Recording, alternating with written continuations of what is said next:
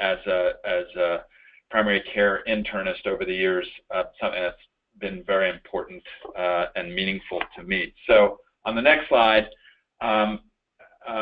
is just sort of the agenda for today. And as Hadley says, I have presented this recently to a group in Tacoma, and actually it will be out later this week doing it, this presentation in Moses Lake. And actually this is part of a plenary presentation where I share the podium with John Espinola, who's the Executive Vice President for Health Services at Premera, and he talks about the value-based purchasing piece, and I talk about the behavioral health integration piece and try to bring in the relevance and importance of value-based purchasing to being able to successfully pursue behavioral health integration. And so I'll be doing a little bit of that today, but you don't have, he actually goes by the name SB, he likes to be called. He's not with us today, and if you want to see his presentation and this over again, then you might be able to join us out in Moses Lake, and I'm sure the Healthier Washington website has more information about it. So and the presentation itself is about, it's probably 20 or 25 minutes or so. So hopefully we'll have time for discussion and questions and so forth. And what I wanted, just in terms of my agenda, I wanted to begin by really, putting this in very clinical terms and talking about a case, a patient who was somebody that was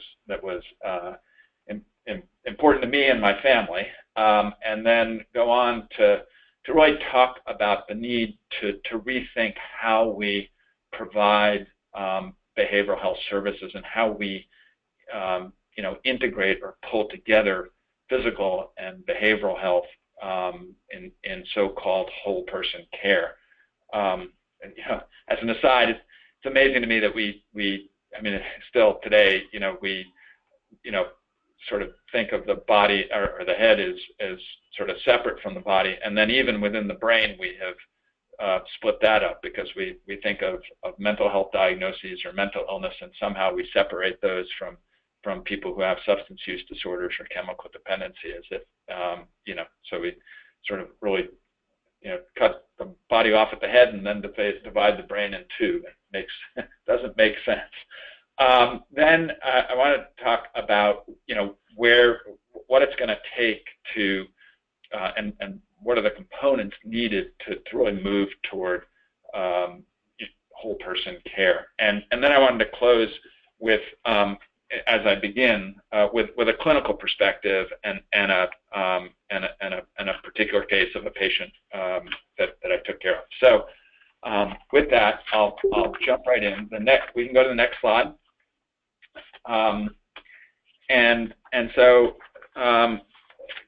So about 3 years ago, our phone rang at home, and it was a very dear friend of ours who lives in New Mexico, and her sister, who was 62 years old and who had lived most of her life with schizophrenia, had been found dead in a hotel room. And in the end, she probably died of cardiovascular disease.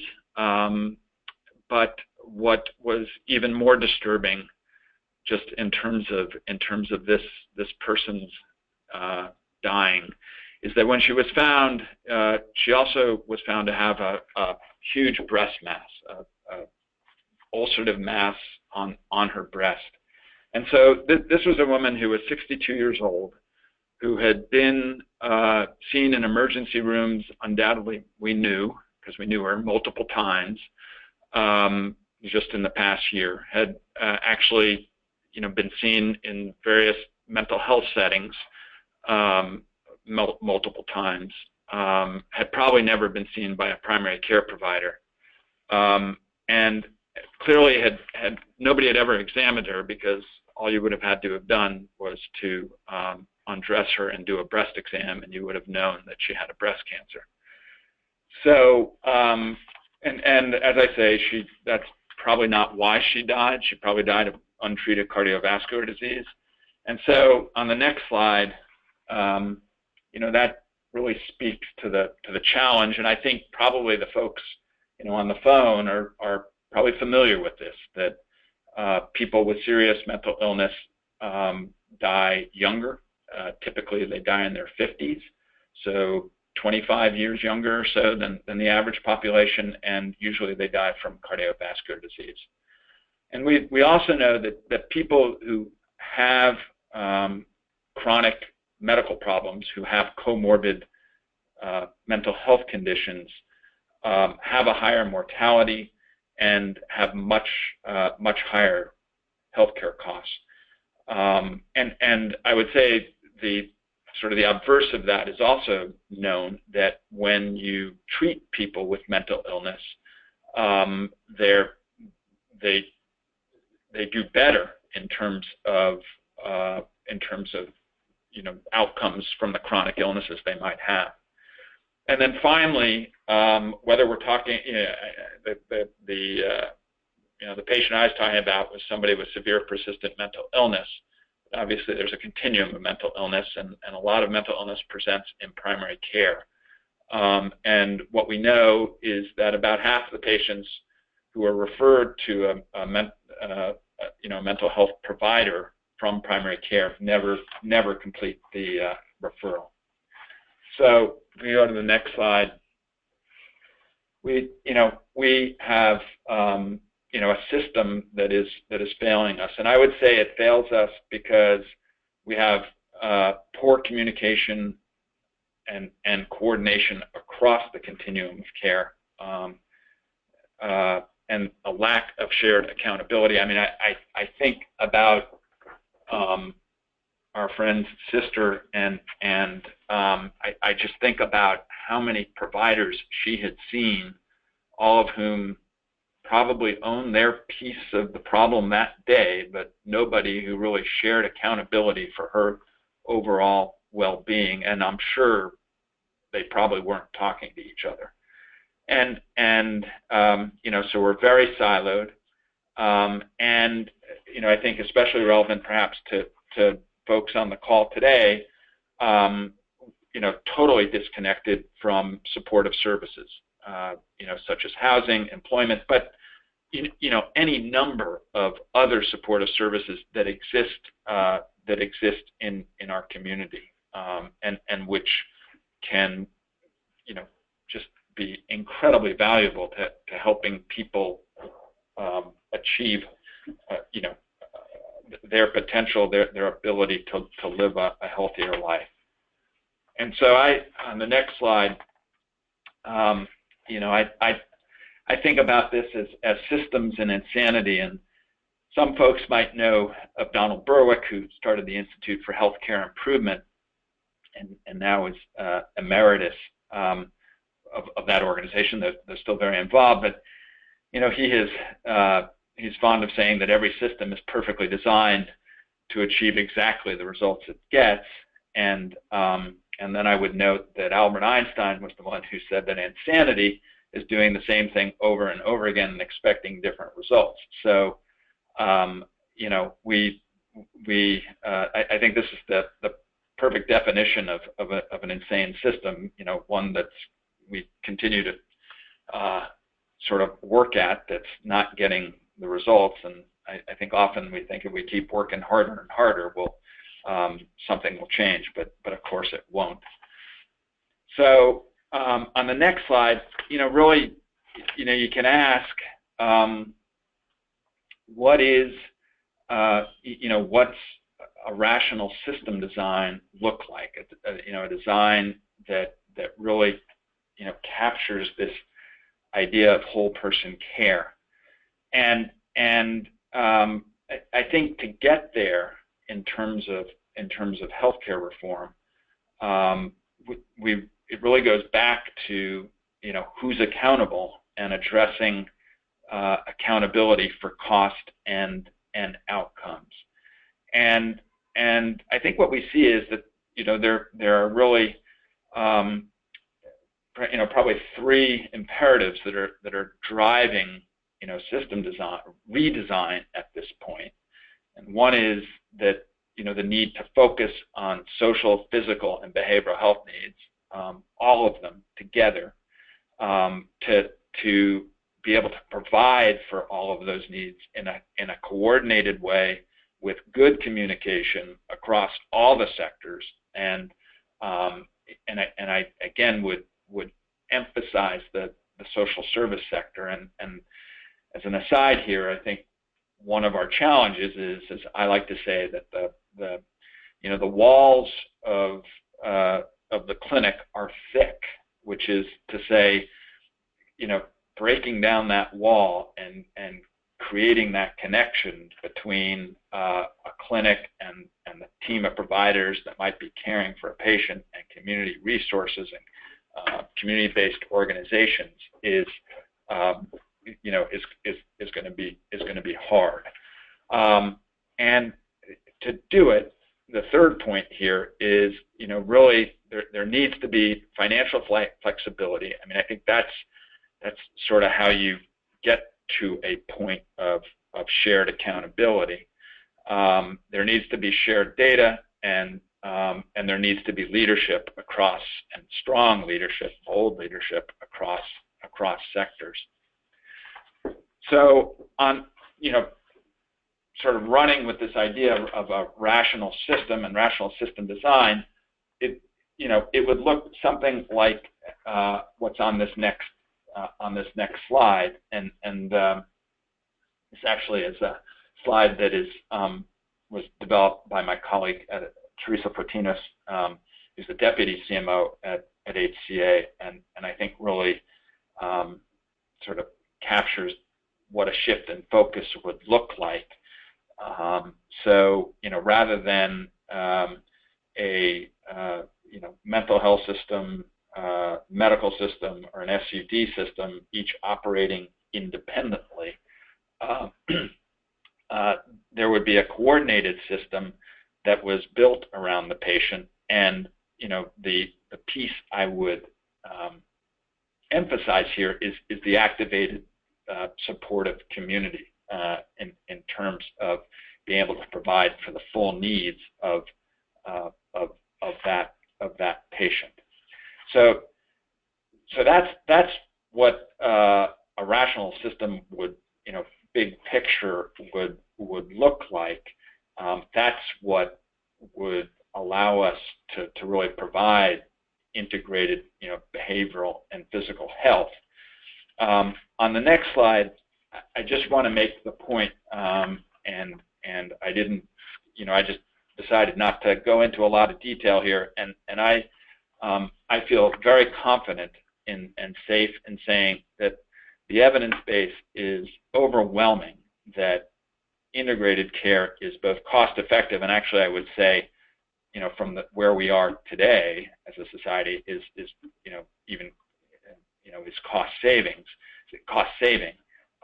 and improves outcome. But getting there is again gonna require a lot of change and transformation, and the the Institute of Medicine, and folks might be aware of this, it was over a decade ago, published a monograph on what I call Crossing the Quality Chasm. And on this next slide, what you can see is sort of big picture, the model that they had of what is needed to change, to really transform medical practice, and I would say part of that is linking it to community-based resources. And what I really want to call out on this is if you go to the far left of the slide, where the box that says supportive payment and regulatory environment, and so we've known for 10 or 15 years that the only way to sort of get from here to there is, it has to begin ultimately with changing how we reimburse for care, and creating that single point of accountability, and really from there, that's what drives towards the right in terms of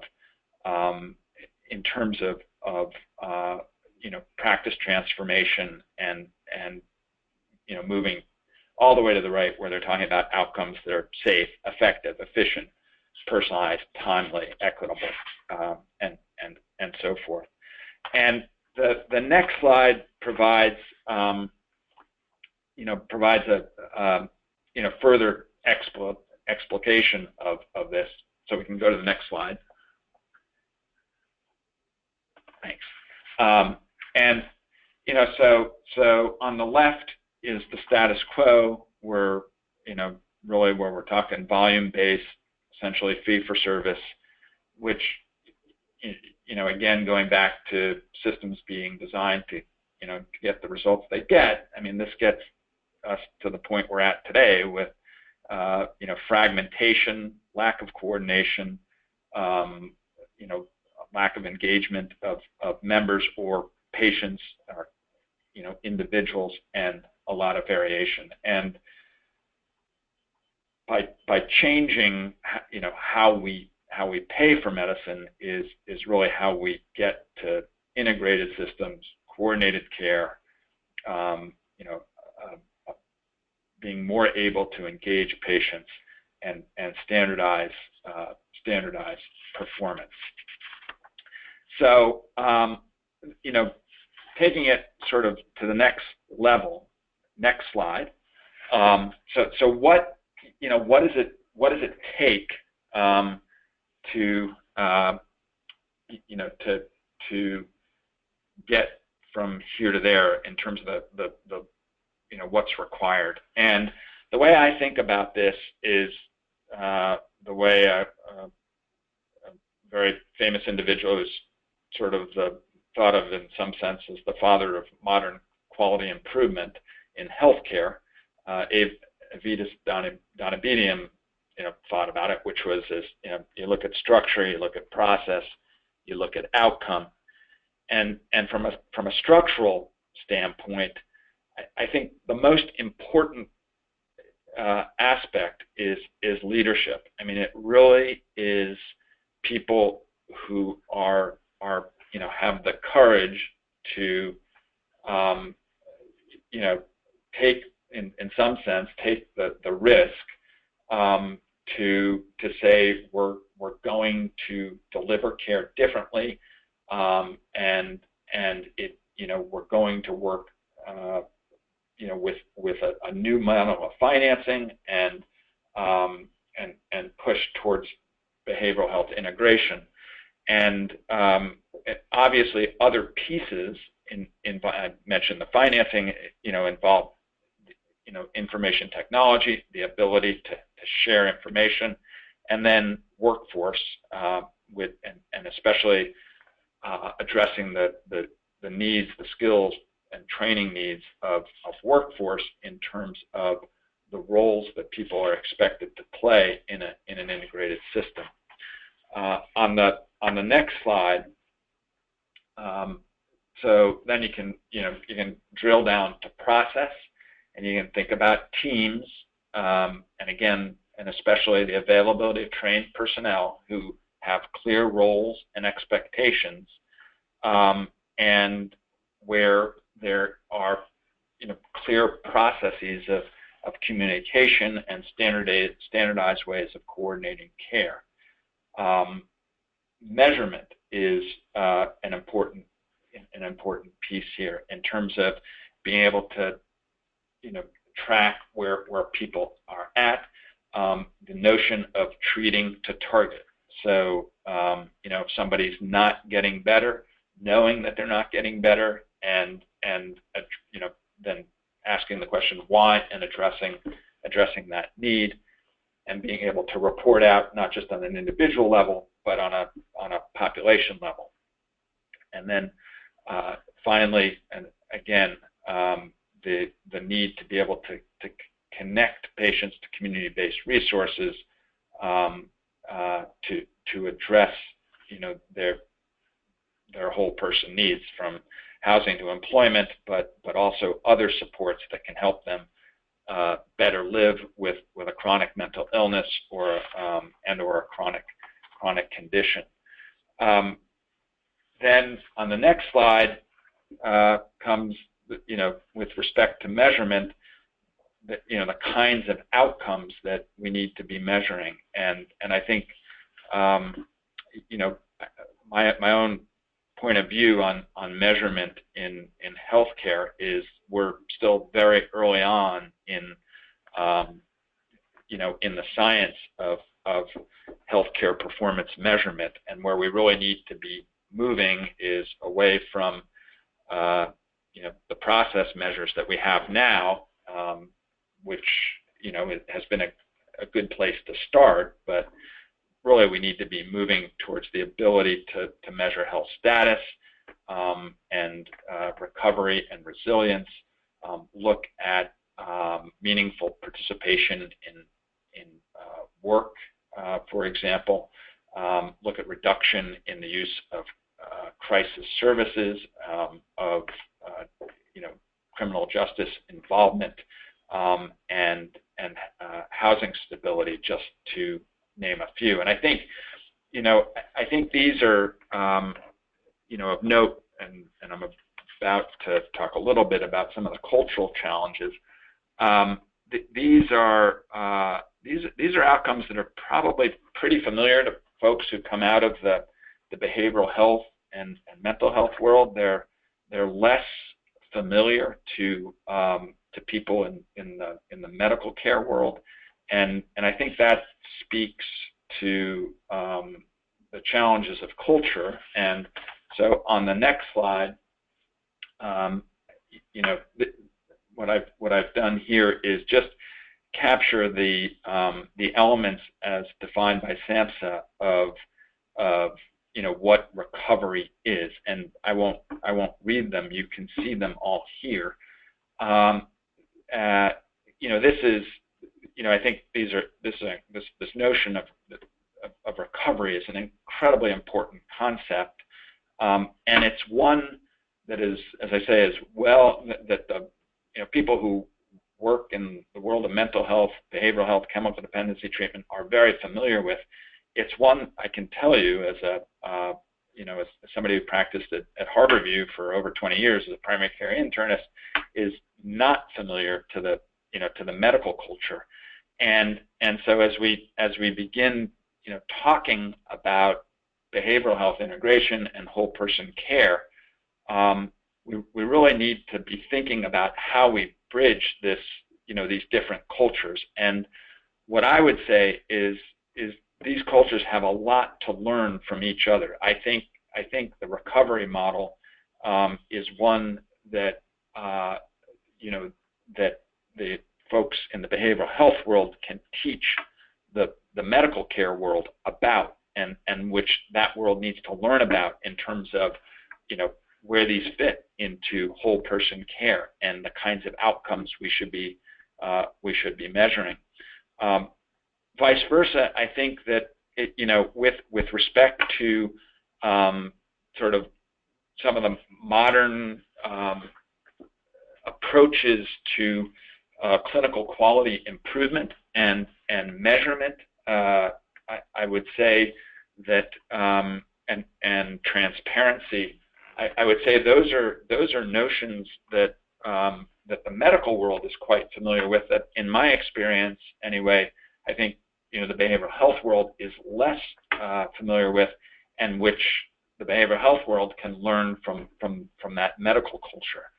So we really need to really fundamentally be bridging these cultures, and as I say, that's really what is going to be needed to break down that thick wall of the clinic that I spoke of earlier.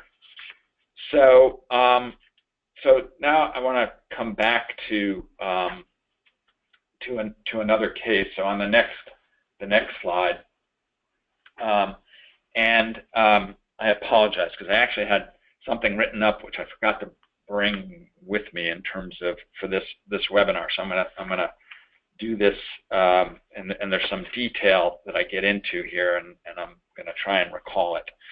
But so I've been in this job for about 4.5 years, and before I came to the healthcare authority, as I mentioned, I was a primary care internist at Harborview for close to 21 years, and my clinical practice there really, really focused on chronically mentally ill patients, working out of a general internal medicine clinic there, and many people with substance use disorders. And a lot of times things didn't go so well in terms of just the difficulties of bringing together these different elements we've been talking about, behavioral health, medical care, community-based resources, and so forth.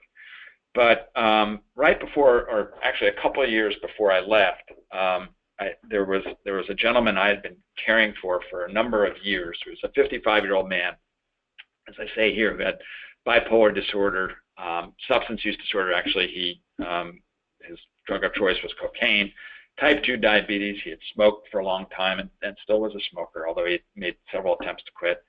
Emphysema, heart disease, and his life had was quite chaotic. He had been estranged from his wife. He had lost custody, and actually had lost.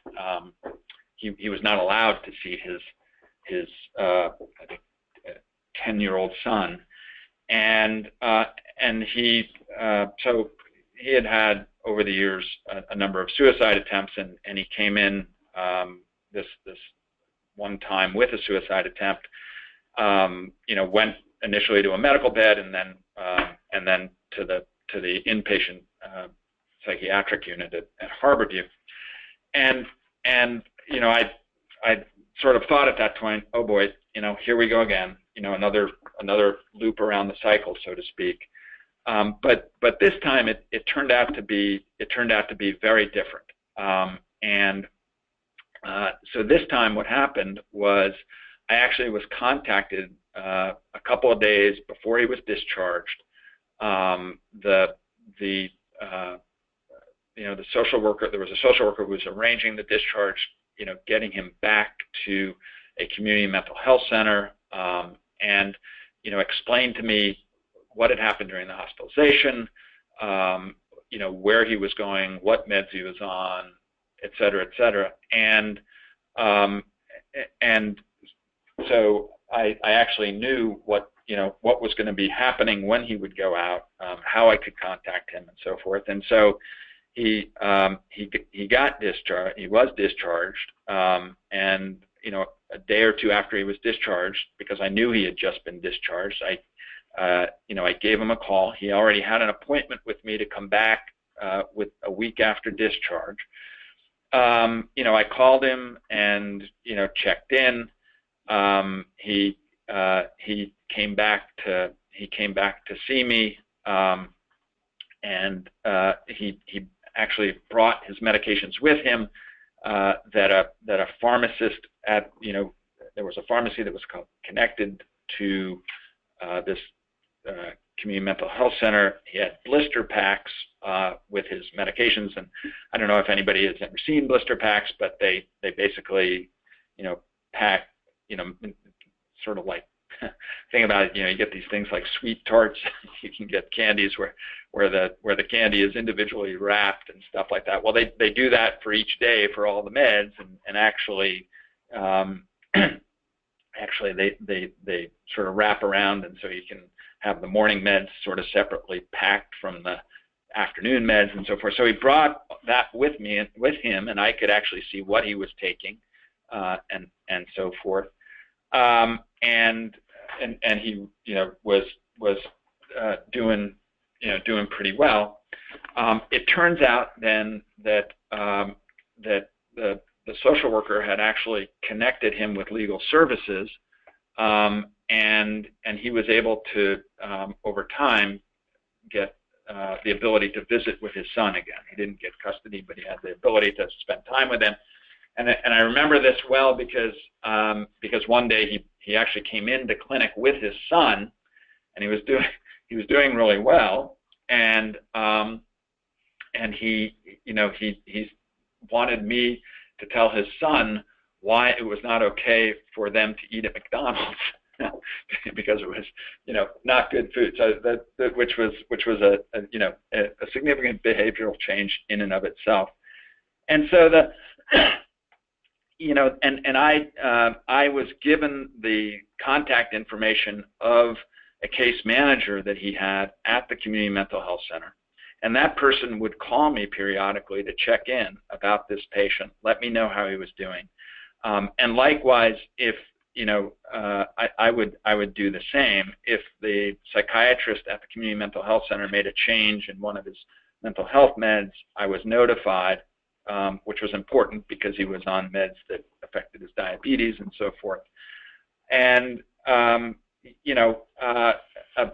person who was normally being admitted 3, sometimes 4 times a year for either a medical diagnosis or a mental health diagnosis or both. By the time I left to join the ACA, it had been about a year, and he had not been admitted since this. And the other thing I should say is he got similarly he got housed and supported there. He had not been admitted, and and it's been a couple of years. I checked. He was doing pretty well. And so I relative to the first patient I talked about, and then of course just thinking about the presentation I gave, I look at this and I see, here are all the elements of a systems-based approach, or a coordinated approach to care that actually is hitting on all 8 cylinders, where the patient's being connected to community resources, there's good communication across the continuum, and so forth, and a really good outcome for this man, and which is terrific. But I would also say that while all the elements were here for this patient, I think one of the hardest things for me to think about is that the next patient like him that might come along, or I'm not sure that that it would be the same outcome, or that the same resources and coordination would be brought to bear, because there was no system that assured that what happened this one time would happen every time. And so I look at this patient, I say, there's the proof of concept of everything I was just walking through, but it needs to be systematized. We need to know that the next patient just like him, and the next patient after that, and after that, and after that will actually be managed in that way.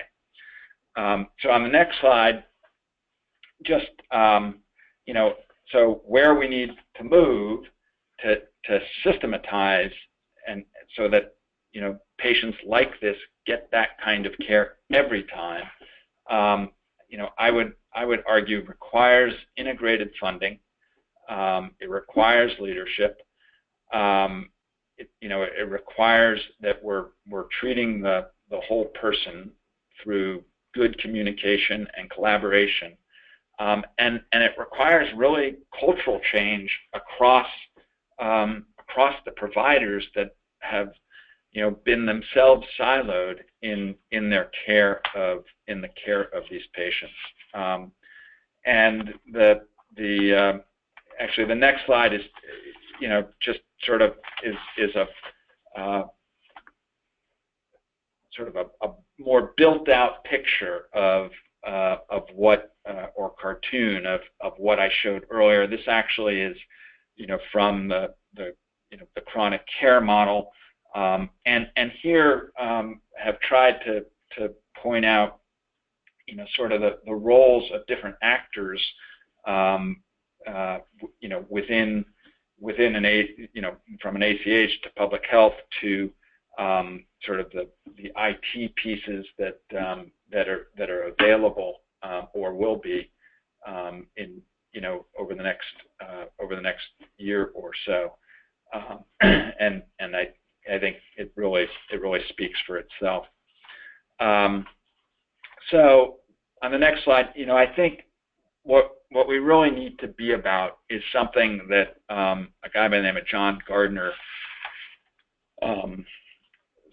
spoke about years ago when he wrote a book called Self-Renewal, and it really is about renewal in terms of moving from a medical care system to a health system, as people talk about, and empowering patients and clinicians, and I use the term clinician broadly, putting patients at the center of care. I think importantly, restoring the joy of practice, because I think that's certainly in our current system something that's being squeezed out, and achieving what people now talk of the quadruple aim, in terms of better care, improved population health, lower cost, and clinician joy. And the next slide, which is the last, is a quote from John Gardner's book that I was just talking about renewal. That's entitled Self-Renewal, and he was an amazing man. He was Secretary of HE Health, Education, and Welfare during the Kennedy administration. Went on to found an organization called Common Cause, but he talks about attitudes towards the future, and I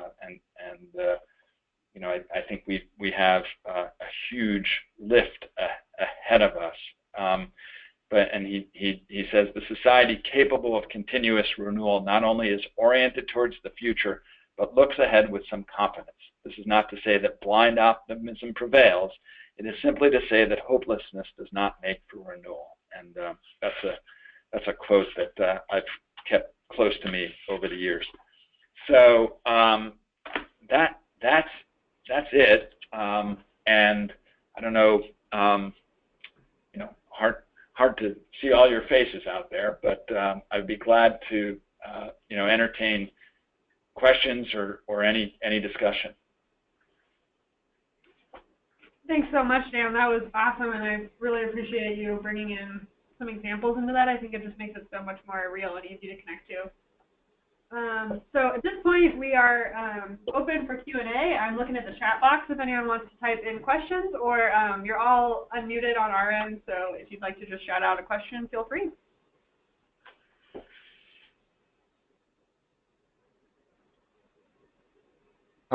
This is Mike. Can you hear me okay? Yeah, loud and clear. Oh, great.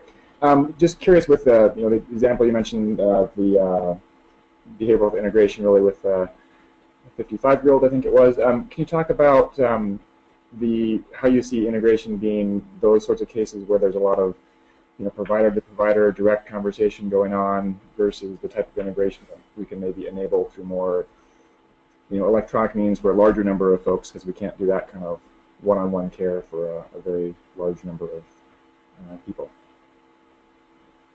So Mike, I want to understand your question. Are you talking about when you're saying you can't do one-on-one care? Say a little bit. Well, I guess maybe "can't" is a strong word, but I guess my theory is that we probably have more patients who could benefit from that type of in-depth care integration and those conversations with the physician and a care manager. But I know that our providers would have a hard time talking to a large number of care managers in other organizations in a given day. So are there other things? Right. I think I have a few thoughts about that. One is it's the importance of team, and actually when I gave this presentation before, I specifically mentioned that it didn't need to necessarily be myself that was communicating with a care manager, because you're right. In terms of in terms of somebody's panel. That could get a little bit overwhelming, but you know, to the extent that you have a team, you know, a nurse, a medical assistant, and I'm speaking from inside the clinic now. You know, that person can undertake you know, these kinds of communications. And you know, I think what's important is you know, is that it get you know, that it is systematized. You know, there's somebody who's playing that role. They know it's their role.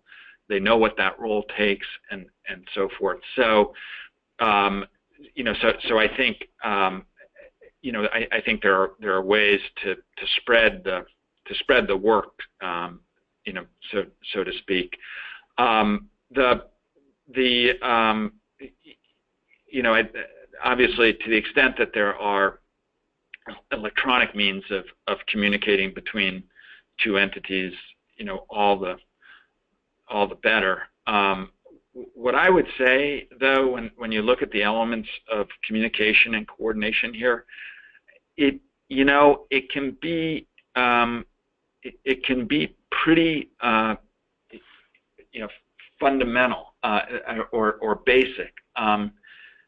You know, and I think just beginning to have something that says, you know, it doesn't, maybe not as comprehensive, but just that somebody knows when somebody's been seen, or somebody knows that there's some additional information that they might, you know, that would be important to know about. I mean, you know, I think you can start pretty basic and get a lot of benefit from just setting up, you know, I hate to use the word, but I will, you know, sort of minimal, you know, levels of communication, but if they're consistent and you know, and they contain some, you know, core elements, I think that can, just that in and of itself can help. I don't know if that helps at all. No, that's a great answer. Yeah, I think that's the key, is spreading out the work. You know, yeah, you know, I think you know, it's like the old saying, don't let the perfect be the enemy of the good. I mean, I think you know, certainly from my perspective, fully realize that, you know, different communities and different clinics are really at different states in terms of the resources that they have available to them and so forth. But I think you can find a way, if you can, you know, you can design to these principles sometimes in pretty simple ways. I mean, and get a lot of benefit. You know, that Ed Wagner, who used to run the Center for Health Studies and the McCall Institute at Group Health, now Kaiser, you know, used to talk about, actually, because he went all over the country, you know, early on with his work around the chronic care model, and then working with Jürgen Unitzer on you know, on MHIP and mental health integration and so forth. And you know, there were some clinics that just had very rudimentary, you know, more paper-based, or, you know, Excel, if you had a computer and a program based registries that just, you know, were very simple but very, you know, very effective. Anyway, yep. Don't let the perfect be the enemy of the good. Yep. And you got to start somewhere. Hey, Hadley, this is Joy from Planned Parenthood. Can I ask a question? Yeah, jump on in. Great.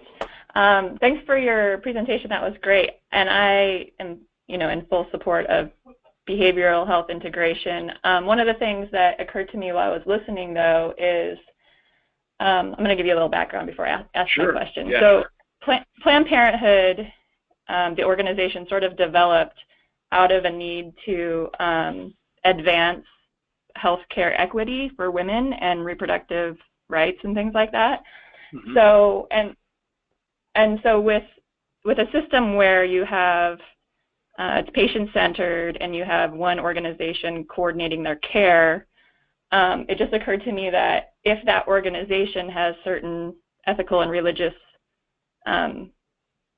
directives that don't necessarily align with the patient, how are we going to ensure that the patients are getting what they need? So birth control is a good example of that. Some organizations won't provide birth control because it's against their ethical and religious directives. So would there be enough room in the system for people to be able to choose a care coordination organization that aligns with their own their own values? I mean, I would hope so.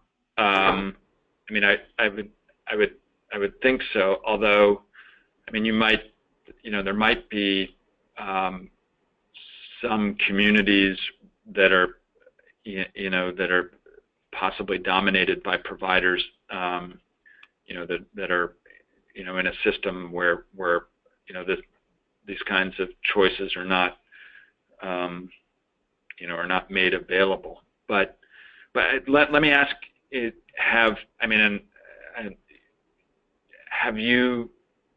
you seen examples where, because really what it sounds like, if somebody has a particular need and it's not being met in a particular clinical setting, I guess that would become a problem if they didn't have the option of going to an alternate setting. Yeah, I guess that's kind of what I was thinking of. If we're all sort of moving toward patient-centered, like, for example, Planned Parenthood is going to move toward primary care and behavioral health and integration. And so we are moving from focusing on the services we provide to the patient population who need those services, but then also doing a lot of the other wraparound services for them, healthcare services and otherwise. But I was just thinking that if right now, if a person, if their primary care provider, where they get, most of their healthcare needs met, won't give them birth control or whatever, they'll come to us for that. I see. And they would still be able to do that in theory, but I would wonder if some of those specialized practices would shrink because the reimbursement system changes. That's all. I mean, I know it's a big system question, but. So, and the specialized practices that would shrink would be what? I mean, that. Like for example, reproductive health care. Right now, we're fee for service, but if our pay structure changes to value-based payment, then it would be harder for us to provide just that one service for people who, I would want to make sure that whatever system we have in place allows for people to get the services that they need, and they're not being, artificially held back by like administrative rules. Right. Yeah, I'm a little bit at a loss. I don't really have a good response to that. Although I understand what you're saying. I guess my question is more: are people thinking about that when we're designing this system? I know that might not necessarily be your area of expertise, but are we thinking about health equity in that way while we're having these discussions? Exactly. I think I'm really, really happy to hear you raise that point, Joey, because that's sort of an example of one of those potential unintended consequences, I think, that we would want to really think about as we're building out sort of our regional implementation plan for how this is going to go. I'm hopeful, or just some thoughts that are coming to my head are, first of all, that I think we would need to make sure there's some way that we're tracking when patients are, I think a way to mitigate that would be to make sure that we are assessing like where reproductive care is being offered and try to look at that sort of like landscape, I suppose, and see, because then I think about through care coordination how if anyone were at a clinic or at a medical home where they weren't able to get the service that they were asking for, where they weren't able to get contraceptives because of that organization's religious or moral beliefs, that we would need to make sure that there was a care coordination like mechanism in place to make sure that person gets connected to, like if they've identified that's something that they want for themselves, so that they can be connected over to Planned Parenthood or one of the places that could get that. So that would be, you know, that would be a necessary linkage between two sort of clinics or two clinical settings. And I would go a step further, and my preference as a patient would be not only are they required to refer me if I ask for it, but that they should also be educating everybody on everything that's available for their health services, even if that organization doesn't want to provide it. Absolutely. Because otherwise, that feels like a necessary sort of that's a barrier. Yeah. Yeah. Right. They would have to. Yeah. I mean, you know, they would have to, even if they weren't providing it, they would have to provide some way to, you know, to gain access. Yeah. Because, you know, if I well, I'll just share some of my own personal health information. I have fibromyalgia, and if I went to my doctor and I didn't hear all of the potential treatments for fibromyalgia, I would not be pleased. Right. You know, I'd want to hear all my options, and then I'd want to be able to make my own decisions about it. Right. Thanks for bringing that point up, Joy. I've written it down for that's something that we need to bring up when we form these collaboratives and really start to build out these plans. Yeah, and we're really excited about integration. It's just one thing I was thinking about when I was thinking about how the system might roll out. Right. Are there other questions or comments from folks on the line?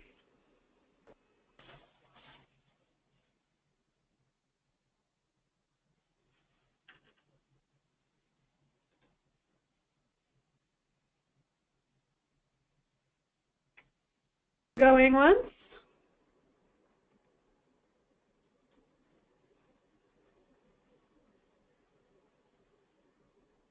Alrighty, well with that I don't want to keep you all too much longer. As always, we'll be posting a recording of this webinar on our website. We have a little box on the bottom of our front page for the collaborative learning sessions where we're keeping all of the recordings to all of the Friday sessions.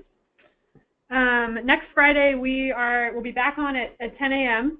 So I know a couple folks didn't get the memo that we switched times, and I apologize about that. But next one will be on again for 10 to 12.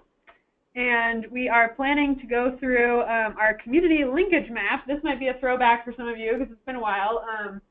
We spent a lot of the end of last year and early part of this year working on a survey where we asked folks to inventory their organizational relationships. So who do you refer to? Who do you get funds from? Who are you sharing education with? Who do you just generally collaborate with? And the Spokane Regional Health District went ahead and built that into a network analysis, which is like a big map of dots and lines of how our health system connects. And it took a lot of analysis, but we have pulled some really interesting finds from that map. And I'm excited to use next week's learning session to get to walk through some of what we learned. So I hope you can all join for that. And I want to give one more big thank you to Dan Lessler for joining us today. That was excellent. Sure, great to join. Hey, Hadley, one thing I was going to say on that very last slide, before you post it, could you take John Espinola's name off the questions? Just put mine. Happy to, yeah. Yeah, just change that. Yeah, thanks. But I appreciate the opportunity to join you guys. And important topic that I really care a lot about. So great to be able to talk with you guys. Thank you. And you know what, Dan, if you send me a quick blurb or the date and time of when you're speaking in Moses Lake, I would love to share that info with our leadership. I will. I think you got to register for it, but I'm thinking there's probably still room. So I will go look for that right now. Awesome. Thank you so much. All right, everybody, Okay. have a wonderful Friday and a great weekend. Yeah, take care. Bye-bye.